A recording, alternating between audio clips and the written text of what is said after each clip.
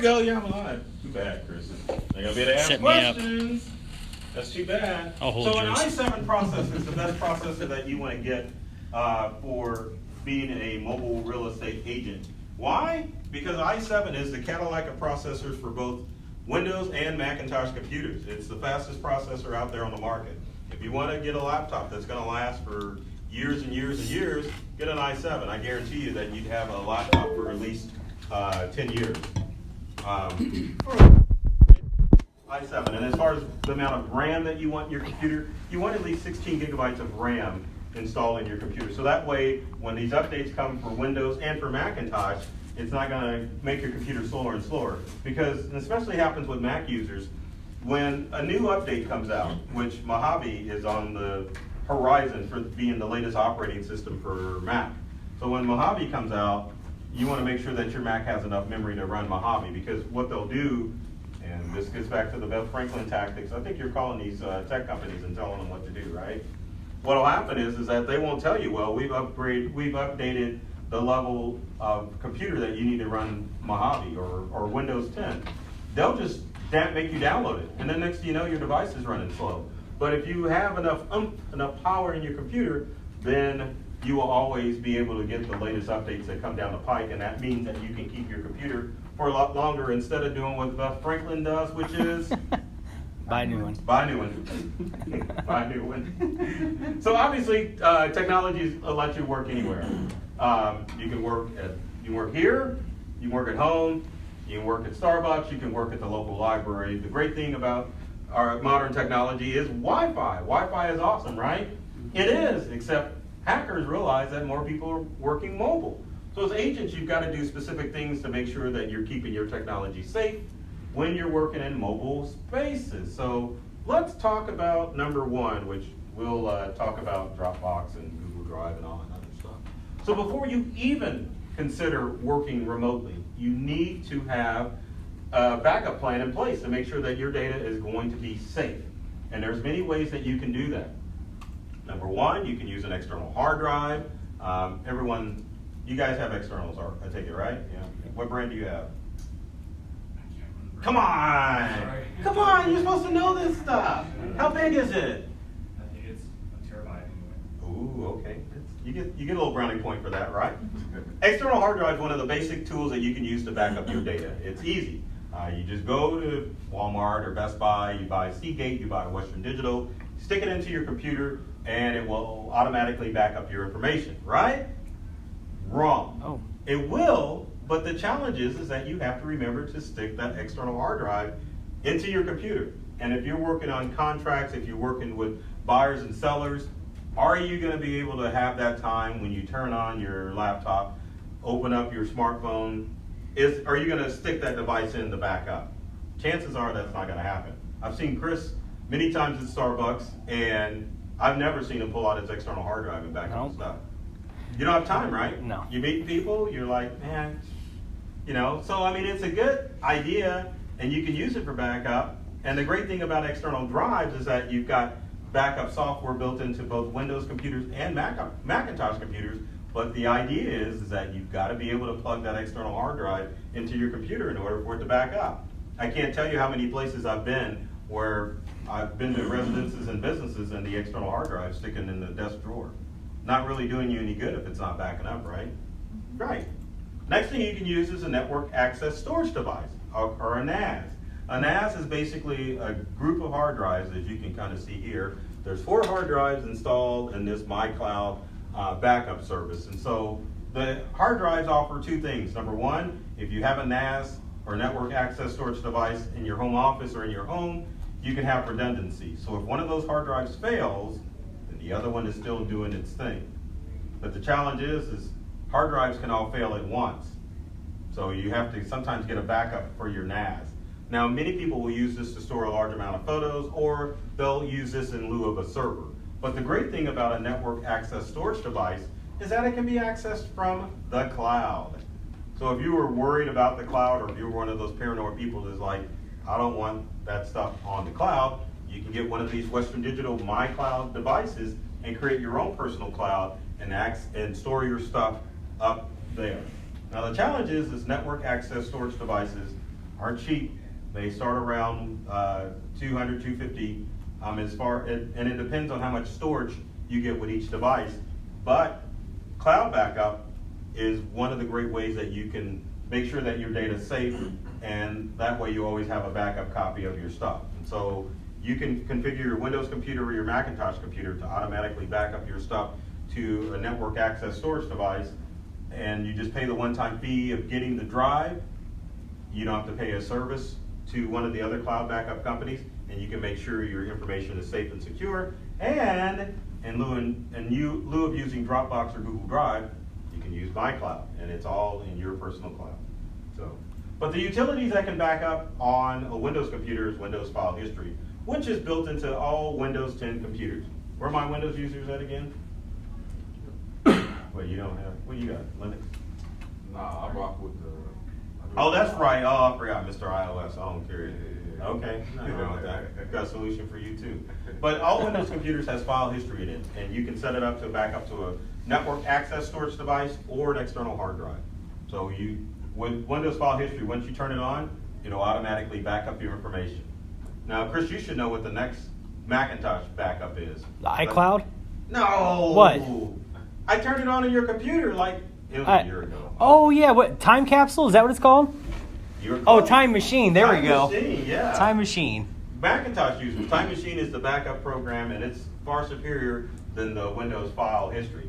Time Machine is so awesome, it'll back up your complete computer, and it'll just continue to back up your computer as long as that external hard drive is plugged in until it runs out of space. And then you can even configure it to delete the oldest backup, so it's just backing up on a regular basis all the time. The key is that obviously you've got to have the external hard drive in, but Time Machine is so awesome, it's so awesome that if something happens to your Mac and you have to buy a new Mac, like Beth says you should do, you know, you can plug that drive in to your new Mac, and it'll sense your Time Machine backup, and it will restore all your files to your Mac, getting you up and running instantly. It's beautiful, beautiful. So if you got a Mac, use Time Machine. And if you want, and I believe in multiple layers of backup, so with your laptops, even if you're working mobile, probably once a week you should probably open up that laptop, turn it on, plug your external hard drive in, and let it back up. So that way you've got something, right? Okay. So, using cloud backup, and it seems like this is, both you ladies love the cloud, right? Yes?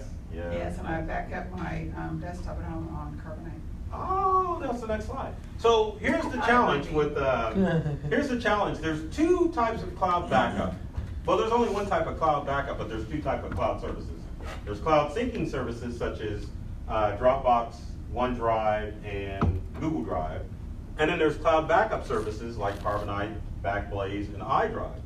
Now, cloud syncing services allows information to sync back and forth from your computer to the cloud. So if Beth is out and about doing your real estate broker stuff, she can have a file up in the cloud. She can access it anywhere with Dropbox, and all is right in the world. And ma'am, your name again? Megan. Megan? Same thing with Megan. Wants to go to Google Drive, access that document, all is right in the world. Challenge is, let's say someone hacks into your Dropbox or your OneDrive account or your Google account, deletes your files. They're gone. Would be the end of the world. It wouldn't be the end of the world. See, they're gone. So that's the challenge with cloud syncing services. There is no redundancy. And in most circumstances, you two are both using the free version of Dropbox and Google Drive. You're paying for Google Drive. That's right, because KW has the Google. You're supposed to know that. It's just there. You just like use it, right? My husband's a Linux sysadmin. Oh, really? I kind of get it all. Oh, okay. places. He doesn't know Windows though. I'm messing with you. He hates Windows. Does he? Oh my God, he's one of those IT guys, huh? I love Windows and Mac, you know, but I'm not that guy. But anyway, the challenge is that there's no backup for cloud syncing services. So you have to go to a cloud backup service to make sure your stuff is safe. Because with Dropbox and with Google Drive, your information stays on your computer. It just synchronizes to the cloud so that if you want to access a document to your phone, you can access it from your phone. If you want to do it from your iPad or iPhone or whatever, you can do it through a cloud-based service. But it is in two locations, but there's no redundancy. So the best thing for you to do is to utilize a cloud backup service, such as Carbonite. Carbonite is a cloud backup service because there is redundancy. If your computer gets hit with ransomware, which if your computer got hit with ransomware, that ransomware is going to encrypt or destroy those files, not only on your laptop computer, it's also going to destroy the files in the cloud as well. And once your computer gets hit with ransomware and those files are encrypted and destroyed, there is no way to get that information back. So that's why it's important to have a system such as Carbonite Online Backup in place to make sure that your laptop is backing up your files, which include stuff in OneDrive. Well, I was just gonna ask you if like Carbonite's backing up my stuff in Dropbox. It is, because there's a Dropbox folder on your computer. Right. I Yeah. thought it was, but I wanted to be sure. Right, yeah. Now you're it- freaking me out. I was trying to. It worked. But yeah, same thing with Google Drive. Those folders are on your computer, so Carbonite takes into account all those files. Even if it doesn't, you can enable any folder to back up in Carbonite. Carbonite, $70 a year for unlimited backup. Unlimited. I think I have a terabyte of stuff with Carbonite. It's gonna take forever to get, but if something catastrophic happens, like, my house blows up or, someone steals my computer, all that information's in the cloud and I can get to it, and that's the whole purpose of backup. One of the great things about Carbonite and Backblaze is that they have multiple servers across the globe. So that means that if one of their server farms gets blown up, there's probably 20 more that are gonna pop up in its place. And if you get hit with ransomware on your devices, Carbonite monitors which files are being modified or changed. And since they've got redundancy, they can download your files before you got hit with ransomware, keeping you safe all the time. And the other great thing about Carbonite and Backblaze is it backs up all the time. So when you go to that coffee shop, or when you come into the office, or if you go to hang out at the local library or at your in-laws or wherever, there's Wi-Fi, it's automatically backing up. And let's say you had to hurry up, slam your laptop lid and run out the door, Carbonite will pick up where it left off. So it's constantly backing up your information. So I know as agents, you have contracts, you've got photos, maybe you can keep your personal stuff on your laptop, which you will because, you're mobile, you can do that, right? Carbonite and Backblaze will back that stuff up automatically. So I would highly recommend that you spend the $70 a year to get either service. Now the difference between Carbonite as far as billing and Backblaze, Carbonite wants all their money up front. So you pay $70 a year, you're done. Backblaze, you can pay monthly. So, yes? What do you know about the Norton backup? It pops up on my computer that I have Norton backup. Does that have anything to do with this? Yeah, Norton Backup will back up to the cloud, but normally if you're not paying them, you'll get like 2 gigabytes worth of storage, and then they want you to pay extra money. And I think Norton has a cap as far as how much data you can back up. Okay. You can back up, I think, 50 gigabytes worth of data if you pay money to Norton. So although it's a good cloud service, you're just limited. So it would be better to uninstall Norton completely off of your computer and then install one of these services. Okay. Because Norton can take up a lot of your computer resources, Okay. whereas Backblaze and Carbonite, they kind of adjust how they stream stuff to the cloud based on how often you're using the computer. Gotcha. So it may take several days for a backup to go with Carbonite, but it's going to get backed up. Same thing with Backblaze. It may take a couple of days because if you're using it, if it's off, but it'll eventually back up and you'll have that redundancy. Talk about antivirus and bring up Norton when I get to the antivirus. Okay, thanks. Okay, so I didn't forget you. Mobile device backup, right? And you got all iOS devices, right? You got Android? So how are you backing up your stuff?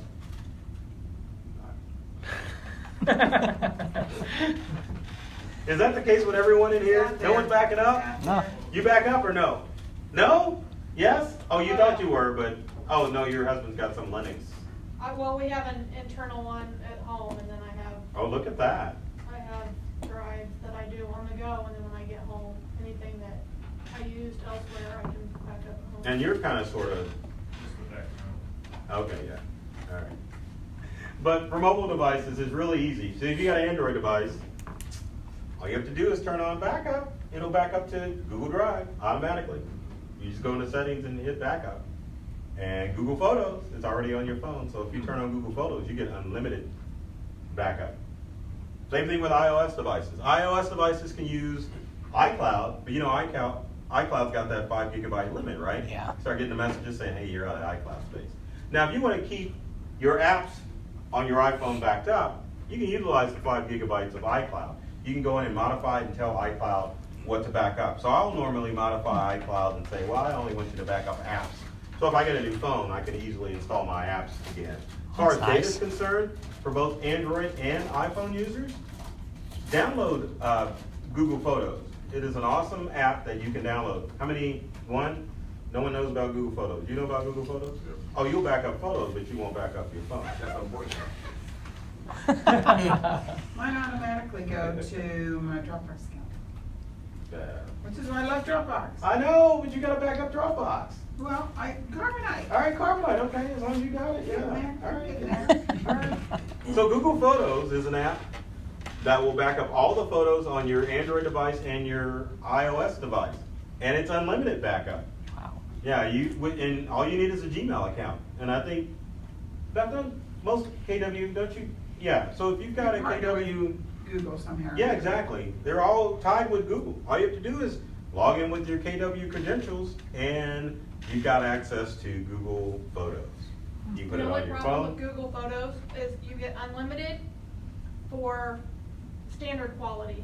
If you want high quality pictures to back up, you have to pay for it. Oh, yeah, that's true. It's still backups and backups. Yeah, yeah. Yeah. Web quality is good, you know? It's actually, their free quality is actually pretty decent. Yeah, that's what I'm Not saying, yeah. high-res, But it's pretty. Yeah, it's decent. pretty darn good, so thanks for bringing it up. I was gonna know the difference between high def and, you would maybe, but I wouldn't, but yeah, My for pictures normal. look fine, fuzzier the better. But yeah, all you have to do is looks download great. the app, put your KW credentials in there, and then you've got access to Google Photos. You can also, if you wanted to automatically send stuff to your Google Drive, Google makes an awesome app called Google Backup and Sync. It's available for Windows and Apple devices. Download it, install it, and start syncing photos and documents to the cloud. But remember, there's no redundancy, but it's a decent way to get information off of your computer and put it into the cloud. So if something happens, Chris, if you're at Starbucks and somebody oops, it runs out with your Mac, at least you got backups, right? Yeah. You're like, oh man, take it. Yeah. I'll just do like Beth and buy a new one. And, That's all right. I got my information, right? So number 2, you definitely need to password protect your devices. And you need to encrypt your devices too, because you got all that personal information on your laptop that you're carrying around and on your smartphone. And it's pretty simple to make passwords, I think. So the best advice that I would have for making passwords is to use passphrases. So you could make up a passphrase such as Purple Agent 2018. That way you'll remember that. You're a real estate agent, maybe you're a K-Stater, you like purple. If you're yellow and black agent 2018, maybe you're a Mizzou fan, KU fan, blue, yellow, right? Yeah, so passphrases are definitely ways to help you remember those passwords. So find 2 goofy words that don't go together, like broken giraffe, and add some numbers, and then you've got a good passphrase for all of your online accounts. You can also add maybe agent and then whatever service you're using, like maybe for Facebook, you could do agent or Facebook agent and then add some numbers, and then that way you'll remember that that's my password for Facebook. Same thing with Twitter, same thing with all of your banking accounts. But passphrases are gonna help you remember all of those goofy passwords, because with all of your online accounts, you've gotta be using different passwords with all of your online accounts. You can't use the same passwords. There's a Reese Nichols agent that we work with, right? And you guys are like, figures, right? Be a Reese Nichols agent that would do something stupid like that. But she used the same password for all of her online accounts. Got hacked. They got access to everything. So we had to say, hey, you gotta use the same you gotta use different passwords. Now, even if creating passphrases is a problem, there's 2 apps that you can use that will log you into your accounts automatically. One is Dashlane. The second one is LastPass. You probably should write those down. They would allow you to automatically log into all of your devices using the app. All you have to do is install the plugin on your laptop using the Google Chrome extension or just downloading LastPass. You can also just download the free app onto your smart devices. And so anytime you go to log into an app or to a website, LastPass will pop up. Put that information in there for all of your different online accounts, and you're in, and it keeps you nice and safe. And that's important. And I forgot to mention, you have a password to protect those laptops, right? Everyone's got their laptop passwords protected, I hope so. No? You know, I used to, and then I turned it off because I had company for the weekend and they needed to use it, so I just turned it off. You just need a spare Create a computer. guest account. Well, I have, Yeah, you can create a guest account. I got plenty. Oh, I That never doesn't thought about have that. That doesn't have admin rights. I never thought about that. Yeah, exactly, yeah, so they can just log in and do what This they one need has to a do. password. Okay, well, As good. I'm thinking about it, it has a Okay, password. oh, that's good. We gotta password protect all of your devices. But I don't have it on my phone. That just seems like a pain. Beth, what are you doing? You're like the I keep walking. my phone right here. Doesn't matter. Nobody's gonna take it. Okay. I don't know. I'm not saying it's right. Don't listen to me on this. Listen to me on contract stuff. Oh my God, that's too funny. Listen to me on contract. You gotta password all your devices. Okay. So data encryption is important too. So let's say Beth didn't want to put a password. Well, I will. I'm gonna put a password on it right now. Okay. Data encryption. So it's important that you encrypt the hard drives of your smart devices and of your laptops, and it's built in to your computers and into your phones. Data encryption basically scrambles all the data. So if someone gets a hold of your device, they may have a nice device, but they don't have access to your information because the data is scrambled. It would take them many years in order to encrypt that drive or device. It's like the San Bernardino shooter. The FBI tried to hack into that device. Data's encrypted, so they found some nerd to do it eventually, but it took a lot. So what can you do? You got a Windows computer, you can download BitLocker, but this is important. If you got a Windows computer, you can only use BitLocker if you have Windows 10 Professional. So chances are, if you bought your laptop from Best Buy, or from Micro Center, or from Uncle Wally's Walmart, it came with Windows 10 Home Edition, and BitLocker is not included. BitLocker is only included in the professional version. So you order your Dell, like I told you to, you want to make sure that you get Windows 10 Professional on it, so you can install BitLocker on your computer, and it'll encrypt those files. So if your laptop's stolen, they got a laptop, you can do the Beth Franklin, go get a new one, but your data is going to be safe, right? Right. Macintosh users can use StyleVault, and it's built into your Mac, and it doesn't matter which version of Mac OS you have. It goes back as far as El Capitan. But you can go into Control Panel and go into Settings on your Mac, turn on FileVault, and it'll automatically encrypt those files. One of the challenges with encryption is that it can slow down your computer, but if you get an i7, like I said, then you won't notice any performance issues when it comes to encrypting the files on your device. Now what about smart devices, right? Because all this laptop stuff, you're like, I'm beyond that. Get to the good stuff. I'm getting to the good stuff. So there you go. So if you got an iPhone, all you have to do is put the password protection on your iPhone, and your device is automatically encrypted. Automatically. 4-digit, 6-digit, 8-digit, thumbprint. As soon as you put that password on there, your iOS device is encrypted. Same thing with Androids. You can go into settings. Once you set up a password and tell it to encrypt, it'll automatically encrypt that data. So if you lose your phone, you can be rest assured no one's going to get your information. Because I know most of you as agents, you're utilizing those cloud syncing services such as Dropbox or OneDrive, and so you're doing it from your phone. So if someone gets your phone, they got access to all your information and all your buyers and sellers information. And obviously you don't want to use that. So put a password on your devices. Now I don't know if this, do you guys have email encryption here with KW? Sure. Usually that. I have no idea. That means no. So yeah, email encryption is important, obviously, because you're mailing out contracts, right? But most of that stuff's going up to .loop. So, but let's just say you were like, I'm going to shortcut it and email out a contract, right? Which Yeah, we email out some stuff too. do you? Some people are old school. I know. Encrypt it if you're going to go old school. Get Hushmail. It's free. You just go to hushmail.com, compose an email, send it to somebody. It's encrypted. Now, if you're a Chrome user on your Windows or Macintosh computer, you can use Gmail. It's a plugin that goes into Chrome. When you send out an email, it automatically encrypts it, so that way, whatever email or attachments you send out, are nice and encrypted.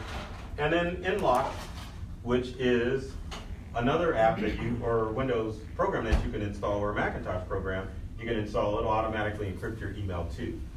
There's ways that, if you're using Outlook, there's ways that you can encrypt in Outlook, and it's just too complicated. So the 3 sites that I showed are the easiest way to make sure that your email is gonna be nice. Does somebody and have to encrypted. set up an account then to open the email No, and read it? it like sends them a key and then they type it in and then voila, they have access to it. You can also get encryption with your smart devices.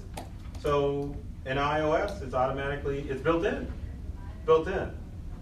You just have to turn on encryption on your iPhone and it's ready to go. So if you're sending out encrypted stuff on your iPhone, it's ready to go. Just need to enable it. Android users, no, it's not built in. So that's one of the reasons why I like iPhone, because all this stuff is built in automatically. Those agents maybe. Google's reading all our emails. Well, yeah, They can that- send advertisements to us. That's true. That is true. So with Android, that probably is the reason why it's not encrypted, because of Google. You would have to download Safe Gmail or Encrypt app onto your Android device in order to encrypt your emails. That encryption is not built into your Android device. So next is limit your use of public Wi-Fi and don't use public computers. Now I'm all about free Wi-Fi, right? I mean, we've all done it. We've been to Starbucks. I see Chris there all the time. That's not to say he hangs out there. I'm just saying I see him there. It's convenient. He's working. That's Yeah, right. I know There we you're go. working, right? He's working. I'm not saying don't use it. I'm just saying take precautions when you do use public Wi-Fi. Because it's handy. Even if you're hanging out at the local library, it's handy to have access to Wi-Fi. But what should you do before you use public Wi-Fi? Number one, you want to turn on file sharing or turn off file sharing on your devices. Now, usually these are geared towards Windows computers. You have what's considered a public folder. So if you goof up and accidentally upload files to the public folder, then when you connect to someone's Wi-Fi, then they can see the files on your public folder. So make sure they stay in documents and photos. Make sure that your files aren't going to your public folder, and make sure you don't have file sharing turned on. I don't have any idea what you're talking about. Okay. I mean, is Yeah, there someplace folder- I can look right now? in Yeah, my go computer? into the file manager on your Windows computer, and if there's like a little hand underneath any of your folders, like documents or pictures, then that means that that folder is being shared. Okay, yeah, I don't think I am. Okay. And if you've never connected to a business network, then other than Wi-Fi, then you won't have file sharing turned on. Okay, good, thank you. So, yes, but that's something you should look for. Next is to activate your firewall. Now, on Windows and Macintosh computers, firewall is already enabled in there unless, you have a tech-savvy husband and he decided to turn it off for some reason. You want to make sure that why are you nodding? Did he turn it off? He turns it off. Oh my gosh, see, there you go. See? Or your IT guy turned it off for some reason or another. If you use it in a public setting, make sure your firewall is turned on. And it's built into Windows and Mac, so you don't really have to go out and buy any additional firewall. VPN. VPN software stands for Virtual Private Network.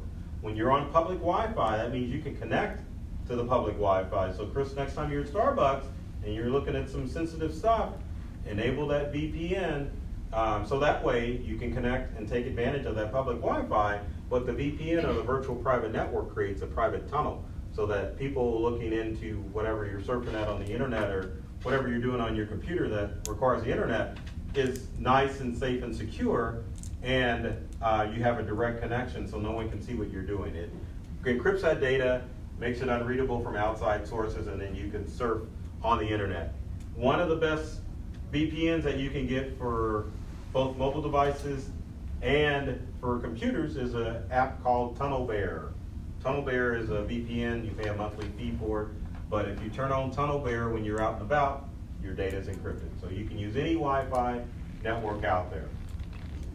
Now some of you are probably using mobile hotspots, right? No? Who has a mobile hotspot? Yes. That is probably one of the safer ways to surf the internet when you're out in public. Because with your cellular provider, with a hotspot, or a mobile router, is that you have a direct signal with your cellular network. If a hacker wants to get to your information, they would have to break in to Verizon or Sprint or whoever you're using in order to get access to your data. So one of the best ways to stay safe is to go ahead and make the investment, get you a hotspot, or get you a mobile router.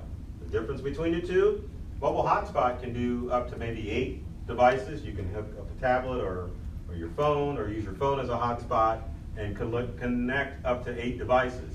Now, a mobile router, if you're working in a work group situation, can have you have up to 20 devices connect automatically. So that's the difference between a hotspot and a router. And the router's got the firewall built into it for additional protection.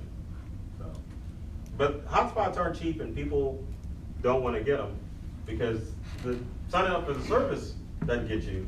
It's the data plan or lack therefore of that really kills you. So use at your discretion, but if you can't use a hotspot, a VPN is a good substitute. So number 5 is you want to keep your devices and software up to date. If you're Windows, you should be using Windows 10 Professional because it's got the BitLocker in it, and it's more geared for business work. And when That's on you. I know it is on me. It's on you. She'll just go online and see where you are. Exactly, Yep. right? Exactly. So if you're running Windows 10, that's the most up-to-date software. You'll get the latest updates, security updates that come down. You definitely want to make sure that's what you're using. I know I was talking to a all right. Macintosh users, you need to be using Mac OS High Sierra. That phone's just failing, isn't it? We got all kinds of stuff going I on know, over it's here. the horrible balancing act. There we But go. Mac OS High Sierra is the latest version of Mac OS, and like I was telling Chris earlier, Mojave is coming out in a week, or maybe out already. But anyway, Mojave is the latest version of Mac OS. So the thing that makes Mac different from Windows is that Windows computers, they'll let you use an outdated software until like the very last instant. They normally give you 10 years. So if you're still running Windows 7, you sort of kind of have support. And Microsoft wants that because they know businesses are slow at updating their technology. Macintosh, on the other hand, they're not as forgiving. As soon as Mojave hits the streets, High Sierra is not supported by Apple anymore. You won't get any updates. Nothing will happen. So it puts your computer at risk. So update. And Windows will bug you to update. Mac, you've got to go to the App Store and look and see if there's an update. But for Macintosh users, every September, Macintosh comes out with a new operating system. So around September is when you want to start downloading these updates. Because even for your iOS devices, I think iOS 12 is on its way, or it's already started downloading. So you want to get that update as well. Also, you want to make sure that your programs are up to date. Web browsers are the most important thing to keep up to date. Browsers will update themselves automatically, but the list of browsers up here are the ones that you want to use. In order, this way, there's Opera, Microsoft Edge, Safari, Firefox, and Google Chrome. Notice Edge is Microsoft's supported browser. If you're using Internet Explorer to surf the web, it's not supported by Microsoft, and it hasn't been supported since 2015. So if you like using the Blue E, make sure it's Microsoft Edge and not Internet Explorer. But in my opinion, the ones that really keep up to date are either Google Chrome or Firefox. So use those as your preferred browsers.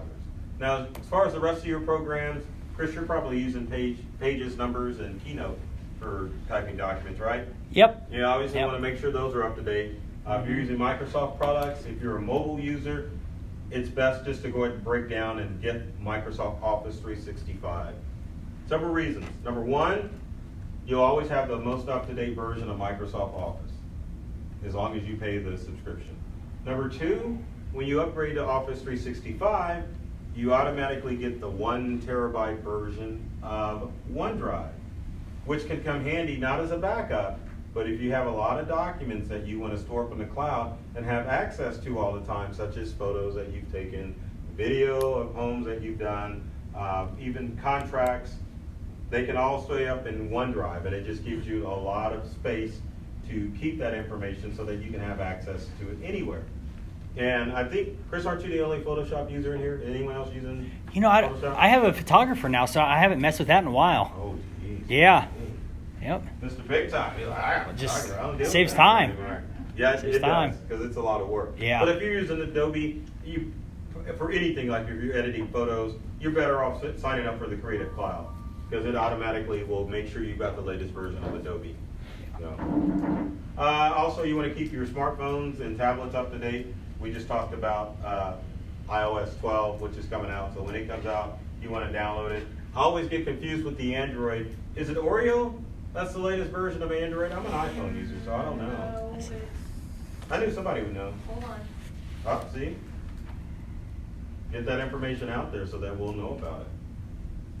But iOS 12 is downloading as we speak. And it's what? I wanna say it's ice cream sandwich. Yeah, That's old. That's old. That's the old one. It is. Yeah. Hold on. All right. We're It'll holding. dawn on me. We're waiting patiently. Shout it out. Oh, we're waiting on me? Oh, well, crap. I know, sorry. We can move on while we waited. So as far as antivirus protection on your computer, Mac users, believe it or not, it's built in. It's called XProtect. It's that message that pops up when you download something that doesn't jive or your Mac just doesn't recognize. It'll pop up. It doesn't say XProtect, and there's no way to get into XProtect. It's just integrated into the operating system. So when you download a file and it's an executable or an application, your Mac will pop up and say, hey, are you sure you want to run this? And then you've got to give it permission. But that's XProtect that's working in the background of your computer. So, Macs do or can get infected with a virus, but keep in mind, you can have peace of mind knowing that you've got XProtect running on your computer, and you don't have to buy any additional tools that will gunk it up or slow it down. Windows users, you've got Windows Defender, which used to suck, but it's actually pretty good now. Microsoft really changed their game. They really updated Windows Defender to make it a more credible antivirus solution.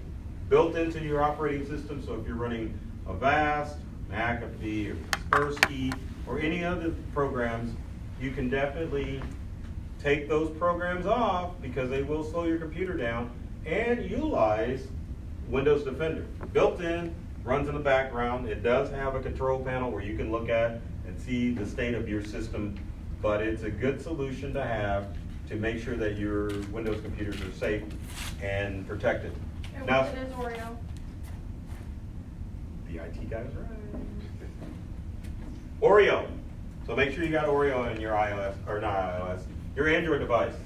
It should be changing soon. though. Yeah, it's Like, definitely. anytime. Right. Well, they've been in pretty much August, September-ish. Right. Each one, and the 3 previous were in August. 15, 16, and 17 were all in August. Right.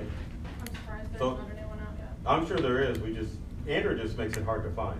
Now, as far as antivirus protection for your smart devices, the best thing that you can do is be careful at the Play Store if you're a Google user. If you have an iPhone, you don't have to worry about any of that nonsense because Safari, which is the preferred web browser on an iPhone, they really don't design viruses or any stuff to attack Safari.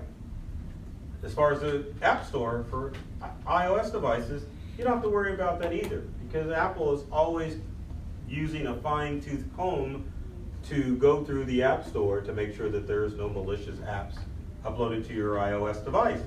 So you don't have to worry about any protection for your Apple device.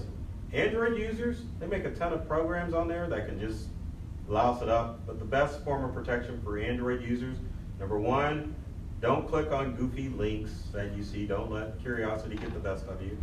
And watch what apps you're downloading from the App Store. Google does not monitor the App Store like Apple does. So anyone can upload a malicious app in the form of a flashlight, which is now built into your Android devices, or any type of app. So if you see an app that someone recommends, look at the reviews on the app to make sure that people haven't posted, beware, this is a virus, or make sure that the app has a lot of reviews. If it's only got a couple, chances are that file may be a virus, and if you get one on your Android device, usually the only way to get rid of it is to reset your Android device back to factory defaults. So, but it's pretty easy with mobile devices, so you don't have to worry about adding any additional protection, although most of the antivirus manufacturers out there are pushing it towards mobile devices. And to also show you that there's not that many viruses in the wild, Norton, for example, is offering identity protection as part of their Norton Internet Security Suite. And that kind of lets you know that they're trying to move in another direction because Simply, there's not that many viruses out there that are just roaming wild and free on the internet. So keep that in mind. And then finally, you want to stop negligence and accidental risk. So Beth, protect your device from theft, right? Yes. I had to throw that on there. They're not gonna, if they try to steal my phone, they're not gonna know if it has a password on it or not. Oh, that's true. Well, I That's have a true. password on it, and it's already bugged me because I had to do it twice. Okay, all right. But this is beyond the password. So when you're out and about, this is more about the physical protection of your device. If you're at a coffee shop, don't leave your device unattended. Take it with you, because all of these technology items are high theft items, especially with the new crop of Android devices coming out and the new iPhones coming out. They're highly sought after. So if you've got the new iPhone 10 or the 10X or whatever's coming out, make sure you're guarding it like Fort Knox, because someone is looking to steal that device so they can make money on it. Depending on how you get your smartphone, smartphones can cost anywhere from what, $1,000 to $1,500 per device. They're expensive. Same thing with laptops. Laptops can be expensive, especially Macs. Macs are almost like the holy grail as far as computers are concerned. Someone would love to get your hands on your Macintosh. So make sure that you've got ample protection, that you're holding onto your devices when you're out and about. And the last thing is that you want to make sure that you protect your devices from kids and pets and other mishaps. So if you've got a smartphone, it would be wise to get an OtterBox to protect your smartphone or your tablet, or some type of protector, because everyone drops their smartphone or tablet. I've got my tablet here. Let's see if I can dig it out.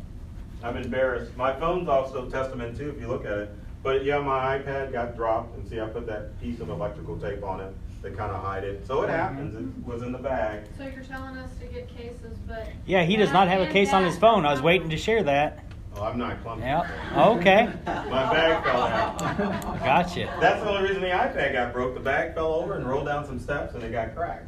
But yeah, if you're clumsy, if you like keeping your device slick and sexy like I do, don't get a case. But if you're accident prone, you definitely want to get an OtterBox or something that's going to protect your device from theft. If you're working from home remotely, one of the things that I would recommend is that you designate an area as the office to protect your smart device from your spouse, from pets. I know Beth has an office in her home, which is it's perfect, because it's kind of like up and about. And so, I mean, you really have to want to go see Beth in her home office if you want to see in her home office. It's not easily accessible, even though there's 2 entrances to get there. Right. She's kind of like the queen. Yeah, it's not the kitchen table. It ain't the kitchen table. She's like the queen in the castle. She can look and see what's going on, and it's in a area that's away from everyone else. So if you can do it in your home, I would recommend doing that. So that way you don't have prying eyes or animals messing with your stuff. If you've got a laptop, if you don't want the cat to puke on it or the dog to drool on it, make sure you close the case. And like Beth just said, working at the kitchen table is great, but it definitely puts you in an area where more accidents can happen. So get an office.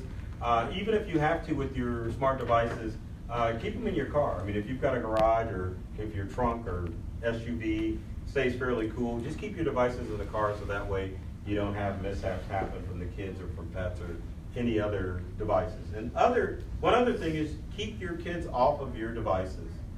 Kids, even though you may think they're tech savvy, they don't care. All they care about is that they got a device and they can go play Fortnite, right? And most kids don't know how to get Fortnite, they just know they want it. So they may Google search. There's a bunch of tricky websites out there that may say Fortnite. They click on it, you're hosed, because you downloaded something on your computer that you weren't supposed to. So my advice as a parent, get your kid their own device and make sure that they stay on their devices, and that way you can keep your devices separate, and that they understand that it's not a play toy, that it's your actual work item. So, any questions? Yes. I think I want to buy a tablet Yes. to match all my Android stuff. Oh, you got Android? I have Android. Yes, I don't like Apple. Really? Really. But you use a Windows, don't you have a Windows tablet or laptop, right? Windows. I want yeah, a yeah. Windows-based. I want a Windows-based tablet. Right. Is there something where do I go? What do I get? Is there a brand? How light do you want it? Because I know that's a concern with many women out and about. Pretty light. Get a Surface tablet. Surface? Mhm. Okay, that's what I was thinking. Yeah, Surface is great. I mean, you have to be careful, because with many smart devices, as far as accidents and breakage and stuff like that. It's almost like the Apple adage with most tablets or smartphones. The manufacturers do not want you to get those items fixed, so they'll use double-sided sticky tape in order to keep the screen and the keyboard and all that stuff locked. So if you try to repair it, it'll actually destroy the device rather than allowing you to repair it. So if you get it surfaced, those are hard to work on. So make sure you're backing up and make sure that you have some ample protection. But the good thing about Surface tablets is that they're light and they're a very robust computer to get, which will allow you to work at it like you're at a full-fledged desktop computer, but it also allows you to have the functions of a tablet.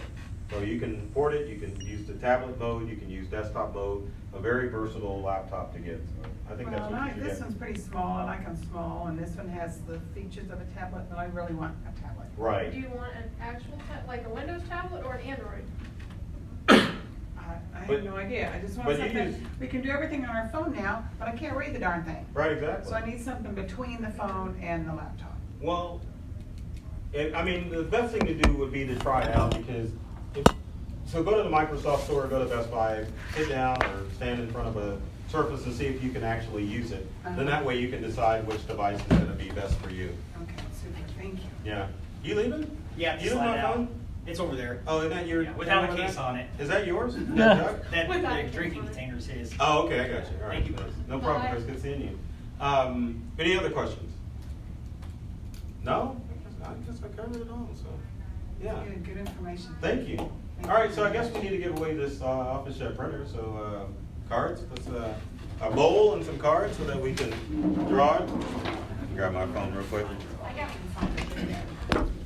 You need a box from lunch.